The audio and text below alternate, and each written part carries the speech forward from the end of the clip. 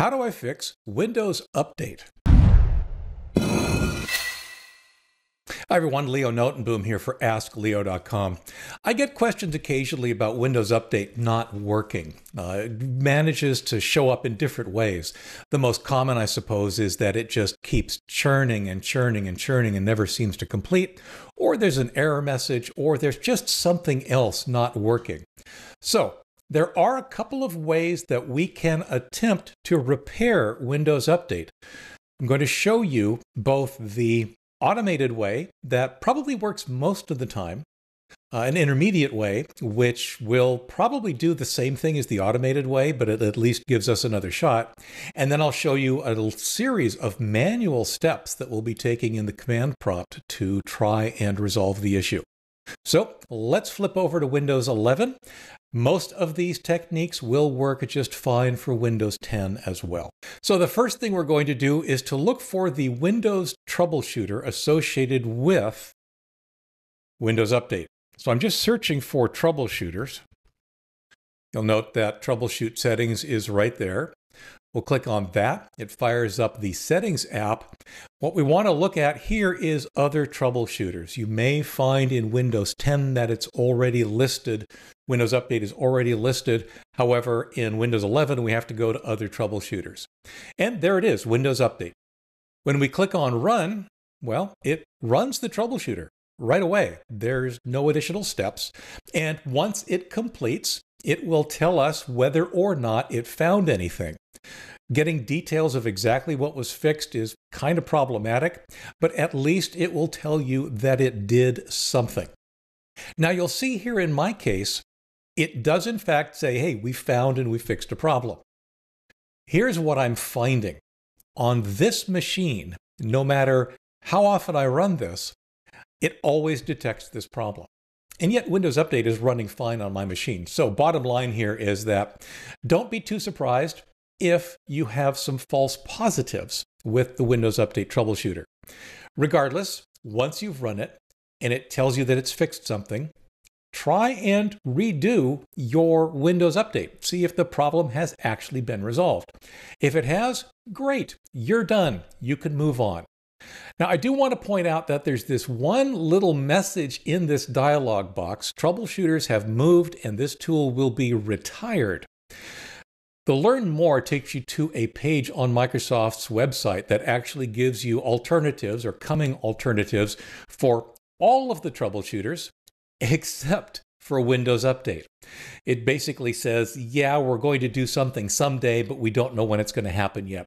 So for the moment, you can ignore this message and just run the troubleshooter that's there as we've seen.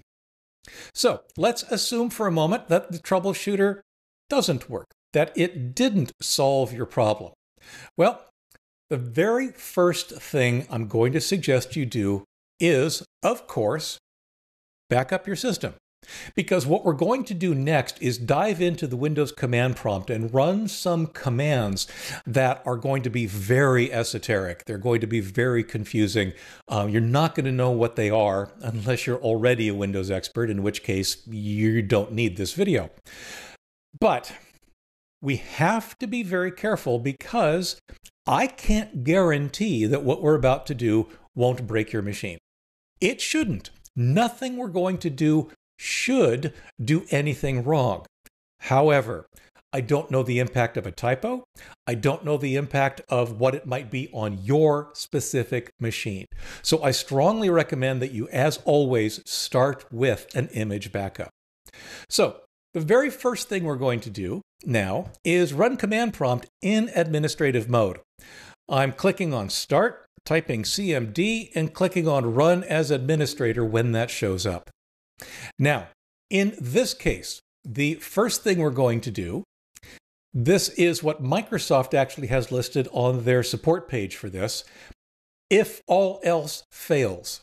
I believe it's doing some of what the troubleshooter we just ran did but it's doing it in the command prompt in case the troubleshooter itself is having some kind of trouble. Now, on the web page associated with this video, and there's a link in the description, there will be links to batch files that contain the commands that we're about to run. In my case, I happen to have those batch files already available to me on a different drive. So what you'll see me doing is switching to a different drive and switching to a folder where I have those batch files. These batch files, they contain the commands that are listed in the article associated with this video. In other words, you don't have to type them in.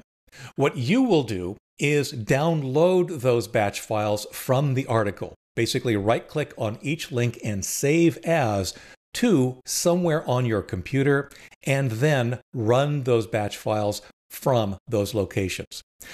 We'll start with this if all else fails scenario. We're going to run what I've called allelsefails.cmd. It has 3 commands in it. It does a stop of the Windows Update service. It deletes a folder that is used by Windows Update, and then it starts the Windows Update service.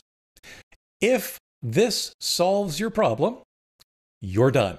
You can move on with your life. However, it's also possible, in fact, if you had to go this far, it's probably likely that this didn't really help. That means we go on to our next set of command line commands and our next set of batch files that I've set up for you. Again, it's important that we run command.exe as administrator. All of these commands require administrative access. So the very first thing we're going to do is stop a series of services. We're going to stop a service called bits, a service called WUAUSERV, and stopping CRYPTSVC, presumably a crypto service. I have a batch file for that called stopservices.cmd. Now you'll notice that it's giving me an error message that I tried to stop a service that wasn't running. That's okay. Not all services are available on all machines. Not all services are running on all machines, but these batch files basically don't know what is and isn't running on your machine. In addition, it's also asking a question because stopping one of these services implies that we should also be stopping a couple of others. The answer, of course, is yes. Okay, now that we've stopped these services, we move on to the next step. We're going to delete a set of download manager files. And for that, the batch file is delete qmgrfiles.cmd. Go ahead and run that. And that's a quick one. It's just attempting to delete a set of files in a specific folder. Again, don't worry if it errors. That's okay.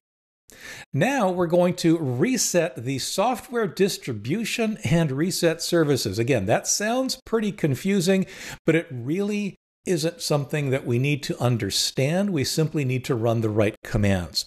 In this case, we're actually going to be running 5 commands, and they're going to be very difficult to type manually. So again, I recommend you right-click and download, in this case, reset software distribution.cmd.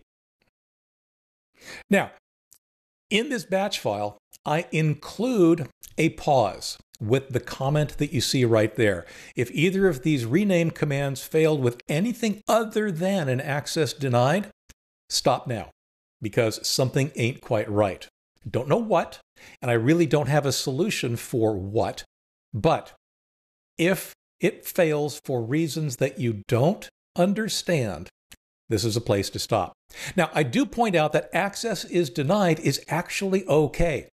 I believe this will be a difference between Windows 10 and Windows 11. On Windows 10, I don't get this error message. On Windows 11, I do. I suspect that they're simply locking down some more of the security of the system itself. Nonetheless, as you can see in this case, I've got access denied, a successful one, and then another access is denied. I'm going to press any key to continue because that's okay.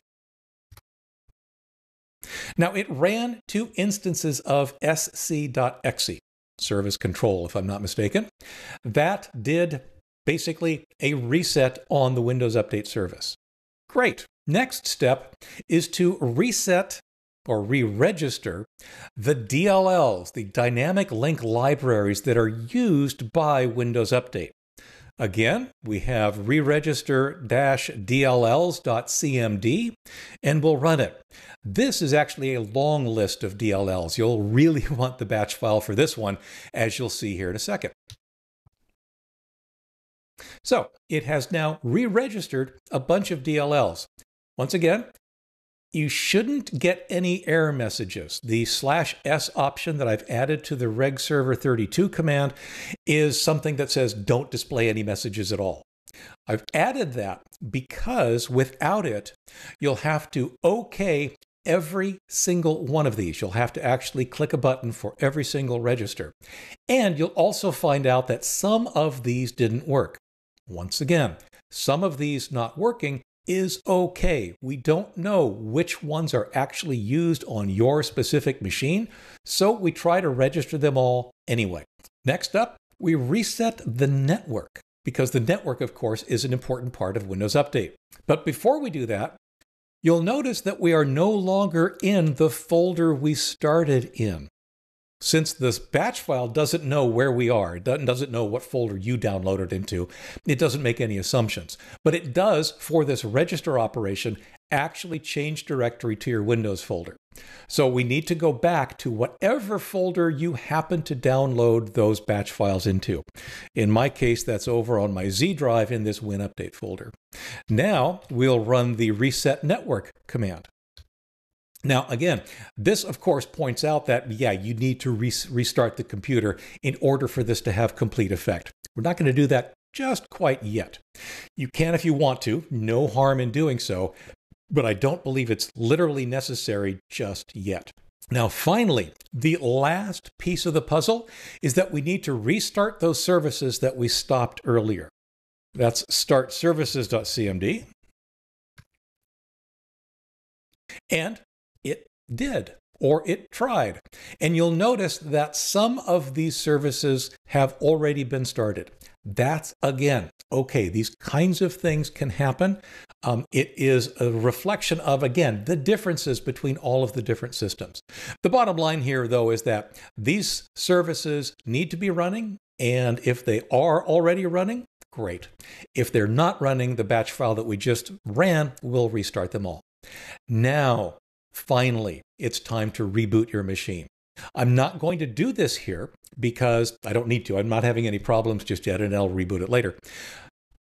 So the ultimate question here is, great, that was a lot of magic, a lot of batch files, a lot of obscure commands. What the heck did we just do?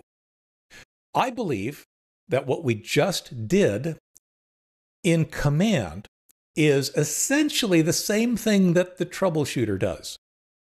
I think. My suspicion, it probably does a little bit more, but it's a last-ditch attempt to see if this can't resolve the issues that you're having with Windows Update. The way I think about it is that much like your web browser maintains a cache of frequently accessed files when you're browsing the web, Windows Update does something similar. It's not related to your browser, but it does something similar. It uses a similar technique to basically only download what it needs, keep what it needs longer, and without having to download it all again. Again, that's just a theory. I could be completely wrong. But my real theory here is that regardless of whatever it's doing, whether it's a cache or something else, Windows Update can sometimes get confused. So what we're doing with these batch files, what we tried to do, I assume, with the troubleshooter, is to essentially clear that out. Basically telling Windows Update, forget everything you know. Just start over from scratch. Rebuild your cache or rebuild the information that you keep on the Windows Update for this machine and see if doing that doesn't solve the problem. If it does, once again, you're great. You're done. Carry on. If it doesn't, then I believe you need to make a decision. You can run without Windows Update working. If it's not impacting you, Of course, I don't recommend it, but the next step is actually a little bit more impactful. And that is, of course, to reset Windows itself. Basically, do a repair install of Windows, be it Windows 10 or Windows 11, and see if that then doesn't finally resolve the issue with Windows Update. That's a pretty major undertaking because it will then also involve probably reinstalling all of the applications that you use and potentially restoring all of your files from your backup. But if you've gotten to this point and Windows Update still isn't working, that is the logical next step. I hope this helps. I hope this gets Windows Update working for you. For updates, for comments, for links to those batch files that I've been using throughout this video, visit askleo.com/21798. I'm Leo Notenboom, and this is askleo.com. Thanks for watching.